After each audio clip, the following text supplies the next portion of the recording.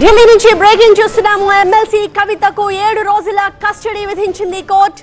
మార్చి 23 వరకు rows avenue court MLC కవితని కస్టడీకి విధించింది. కేసు దర్యాప్తుకి వీలుగా 10 రోజుల కస్టడీ కావాలని ఈడీ అధికారులు కోరారు.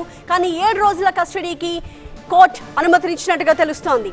ఇవాళ ఉదయం రౌస్ అవెన్యూ కోర్టులో న్యాయమూర్తి ముందు కవితను ప్రవేశపెట్టారు ఈడీ అధికారులు. అయితే విచారణ పూర్తయిన అనంతరం తీర్పుని మాత్రం రిజర్వ్ చేసింది కోర్టు.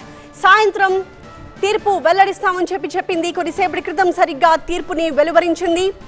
రౌస్ అవెన్యూ కోర్టు మార్చి 23 వరకు ఎమ్మెల్సీ కవితకు కస్టడీ విధించింది.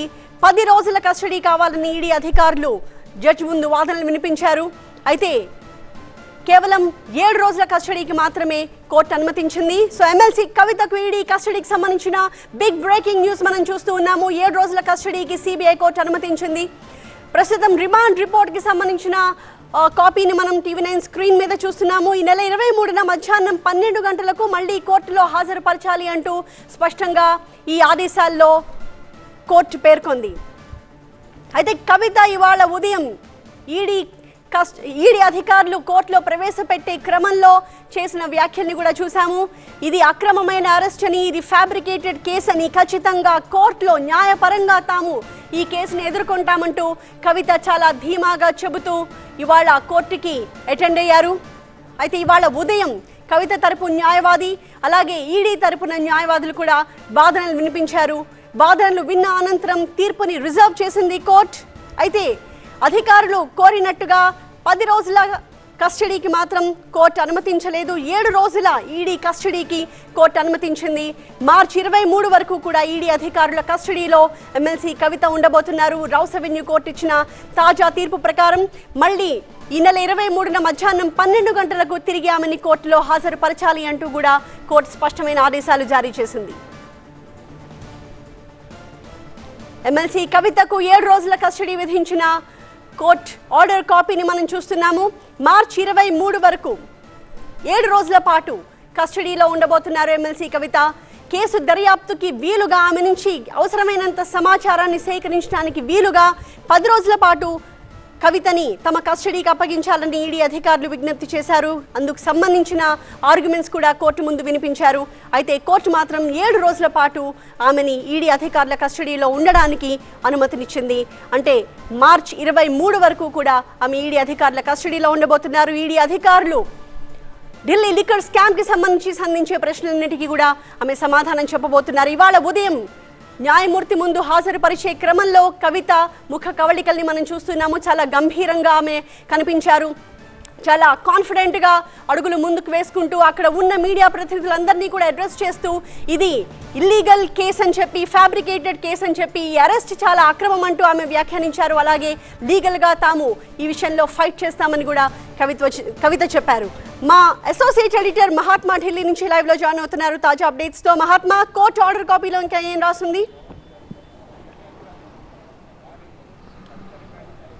ఇంకా 7 రోజుల పాటు కస్టడీకి అనుమతిస్తూ రౌస్ అవెన్యూ కోర్టులో ఉన్న special CBI court judge MK Nagpal కొద్దిసేపటి క్రితమే ఆదేశాలు జారీ చేశారు. మొదట 2:30 వరకు ఈ కేసుకు సంబంధించిన ఆర్గ్యుమెంట్స్ జరిగాయి. కవితను కోర్టులో ప్రొడ్యూస్ చేసిన సందర్భంగా ఈడీ అధికారులు తమ వాదనలు వినిపించారు. కౌంటర్గా కవిత తరపున కూడా గట్టిగా విక్రమ్ చౌదరి వాదనలు వినిపించారు. ఈ అరెస్ట్ అక్రమం అంటూ ఆయన చెప్పుకుంటూ వచ్చారు. సుప్రీంకోర్టు ఆదేశాలను, సుప్రీంకోర్టులో జరుగుతున్న ప్రొసీడింగ్స్ను బేఖాతరు చేస్తూ వాటిని ఉల్లంఘిస్తూ ఈ అరెస్టుకు పాల్పడ్డారంటూ చెప్పుకుంటూ వచ్చారు. అలాగే సాయంత్రం సూర్యాస్తమయం తర్వాత అరెస్టు చేయడం అన్నది కూడా నిబంధనల ప్రకారం విరుద్ధం అంటూ అనేక రకాలుగా ఈ ఈడీలో తప్పులను ఎత్తి చూపే ప్రయత్నం చేస్తూ వచ్చారు. దానికి కౌంటర్గా ఈడీ కూడా మళ్ళీ ఆర్గ్యుమెంట్స్ వినిపించింది. తాము సుప్రీంకోర్టులో ఎక్కడా ఎప్పుడు ఆన్ రికార్డుగా కవిత మీద కోయర్సివ్ స్టెప్స్ తీసుకోబోము అంటూ చెప్పలేదు. కేవలం ఒక వాయిదా వరకు మాత్రమే ఆ వెసులుబాటుని ఇచ్చాము. దాని అర్థం ప్రతి వాయిదాకి అది వర్తిస్తుందని కాదు, అది మొదటి వాయిదాతోటే ల్యాప్స్ అయిపోయింది అంటూ ఈడీ అధికారులు చెప్పుకుంటూ వచ్చారు.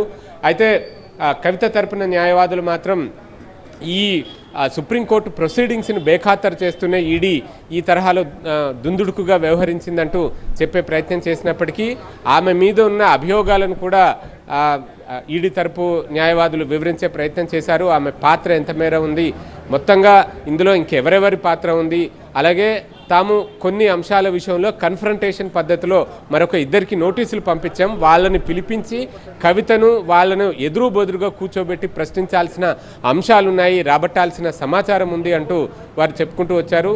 మొత్తంగా ఈ క్రమంలో 10 రోజుల పాటు కస్టడీకి కోరగా 7 రోజుల పాటు కస్టడీకి అనుమతిస్తూ, అంటే మళ్ళీ నెక్స్ట్ సాటర్డే వరకు ఈ కస్టడీకి అనుమతిస్తూ జడ్జి నాగ్పాల్ అయితే మహాత్మా ఈ 7 రోజుల పాటు ఈ మార్చి కవితని 23న కస్టోడియల్ రూమ్ లోనే ఉంచబోతున్నారా ఈడీ అధికారులు?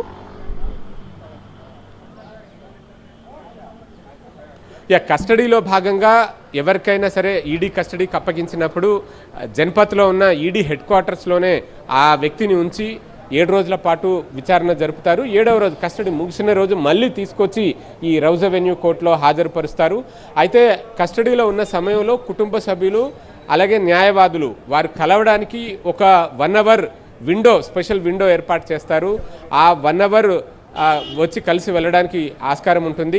గతంలో మాగుంట రాఘవ అరెస్ట్ అయినప్పుడైనా, శరత్ చంద్రారెడ్డి అరెస్ట్ అయినప్పుడైనా, ఇతర నిందితులు అరెస్ట్ అయినప్పుడు కూడా ఈవినింగ్ 5 to 6 వారి ఫ్యామిలీ మెంబర్స్ వచ్చి కలిసి వెళ్తూ ఉండేవారు. అలాగే న్యాయవాదులు కూడా అదే టైంలో వచ్చి కలిసి మాట్లాడి వెళ్తూ ఉండేవారు. ఇప్పుడు కవిత విషయంలో ఆ వెసులుబాటు, ఆ ఫ్లెక్సిబిలిటీ ఇచ్చారా లేదా అన్నది ఇంకా స్పష్టత రావాల్సి ఉంది. కోర్టు లోపల ఈ తీర్పు ఇచ్చినప్పుడు ఆ విషయాన్నంతా కూడా మన crime bureau chief Vijay cover చేశారు. విజయ్ దగ్గర దానికి సంబంధించిన సమాచారం ఉంది.